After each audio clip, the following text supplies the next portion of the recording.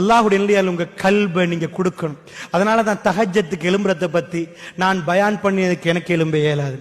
நீங்கள் கேட்டதுக்கு உங்களுக்கு எழும்பல. அல்லாஹ் தேர்ந்தெடுப்பான்.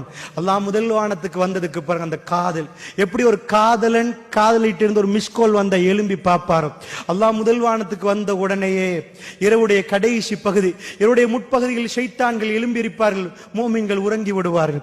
இரவுடைய கடைசி பகுதி ஷைத்தான்கள் ஆங்காங்கே விழுந்து விடுவார்கள், கிளப்புகளிலும் அங்கும் இங்கும். அல்லாஹ் முதல் வானத்துக்கு வருகிறான் இரக்கத்தை காட்ட. என் அடியார்கள் என்னிடம் கேட்பது யார் என்று அல்லாஹ் கேட்கிறான். அந்த அடியான் உண்மை இரவிலே கட்டுமையான தூக்கம் போகிற அந்த பகுதி எழும்பினால் தலை வலிக்கும். அற்புதமான மனைவி, அன்பான மனைவி, நல்ல மெட்ரஸ்களோடு நாங்கள் தூங்கிக் கொண்டிருப்போம். அந்த நேரத்தில் எல்லாத்தையும் விட்டு இறைவனுக்காக எழும்பினால் அவன் வந்து கேட்கிறான், என்னிடம் பாவ மன்னிப்பு கேட்பவர்கள் உண்டா? உங்களை நான் மன்னிக்கிறேன் என்கிறான். உங்களுடைய தேவைகள் என்னிடம் கேளுங்கள், நான் தருகிறேன் என்று அல்லாஹ் ரப்பல் ஆலமீன் சொல்கிறான். தஹஜ்ஜுடைய வேளைகளில் விழித்து நீங்கள் அந்த வேளைகளில் தொழ ஆரம்பியுங்கள். உங்களுடைய இந்த தொழுகையில் பூர்த்தி செய்து அல்லாஹ்விடம் கேளுங்கள். ரசூலுல்லாஹ் ஒரு துஆ சொல்லி தந்தார்கள். புகாரியில் இந்த ஹதீஸ் வருகிறது. யார் இதை ஓதிவிட்டு தஹஜ்ஜத்திலே அல்லாஹ்விடம் கரமேந்தினார்கள், அல்லாஹ்வுடைய வெறும் கையாக அனுப்பவே மாட்டாண்டார்.